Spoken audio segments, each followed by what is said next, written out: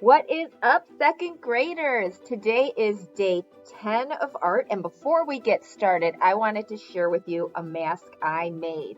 This weekend, my daughter and I were kind of bored, so we decided we were going to do some crafting. So I just went to the store and bought a real inexpensive white t-shirt material mask and some fabric paint, and I painted this. It is inspired by the artist Keith Haring, who we talked about last year in first grade. Excuse me, sorry.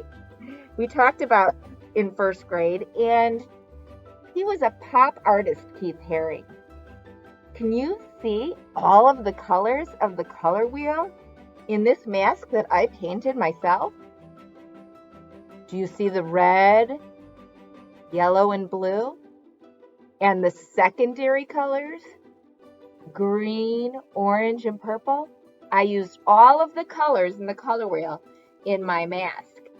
Today, we are going to be talking about the artist, Piet Mondrian. Piet Mondrian looked like this. Serious looking dude. He was born in 1872. He is a Dutch painter. He was actually an art teacher for a while, and he used to paint a lot of things in nature, but as he got older, he became more and more abstract in his painting.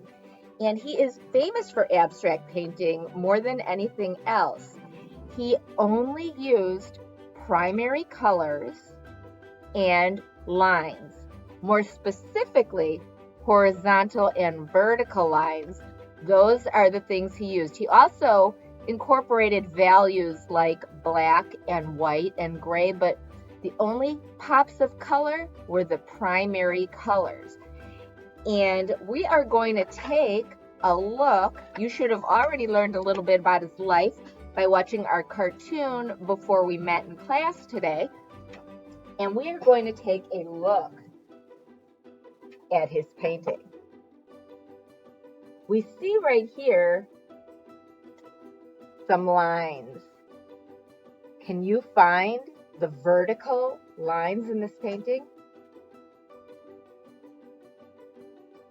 I see there's some here,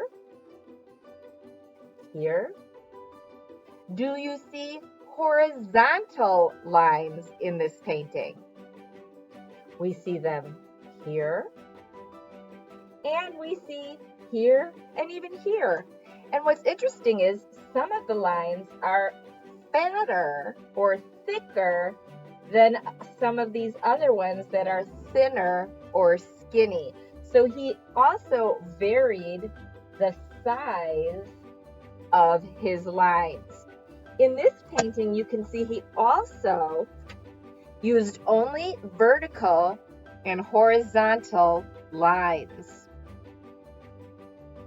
Find the vertical and horizontal lines. So even though he painted this on an angle, he still used vertical and horizontal lines, which create parallel lines.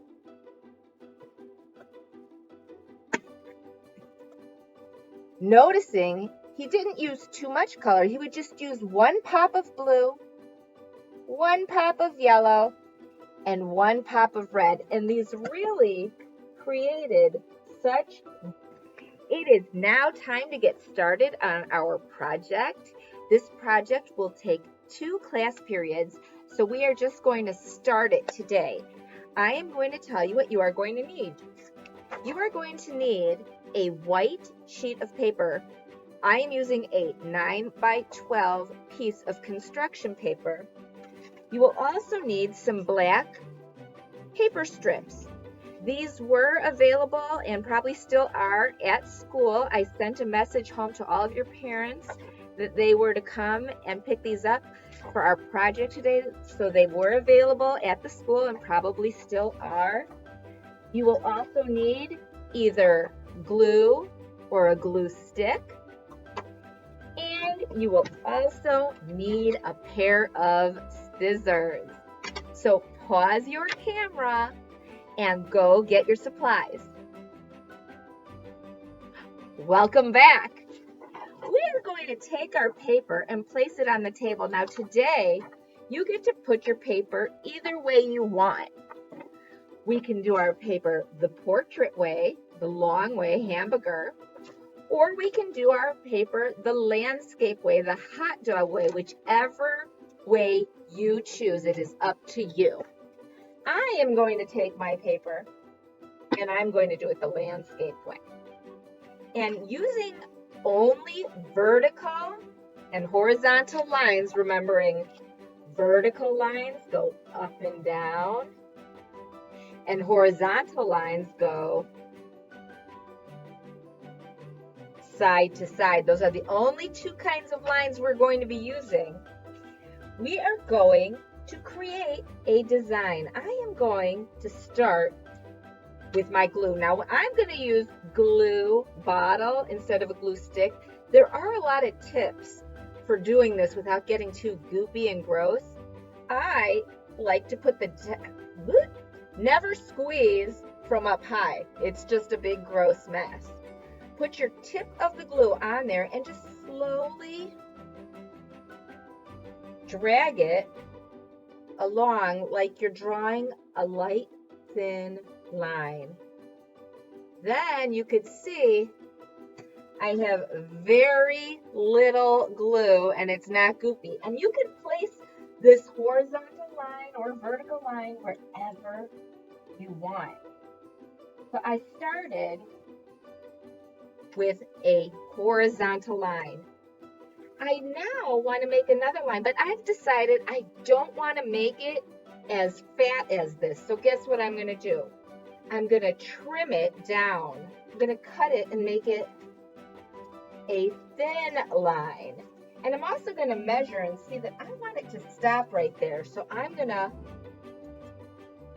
create a smaller line.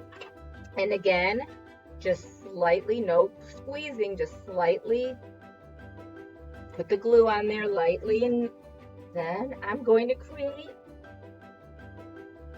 a vertical line. And maybe I want to add some more. And I'm going to do it this way.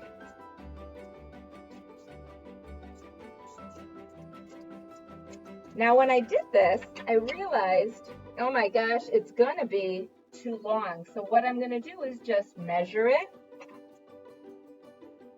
and trim it. And I'm only, again, using vertical and horizontal lines to create this composition. You are going to keep adding until this is your choice, when you feel you have the ultimate design. I'm going to show you some examples of ones I did before class today and show you some of the ultimate vertical and horizontal line designs I came up with. I came up with this one.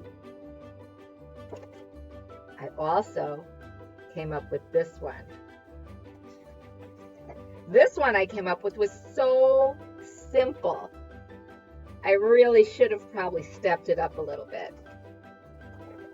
Here is another one I've created.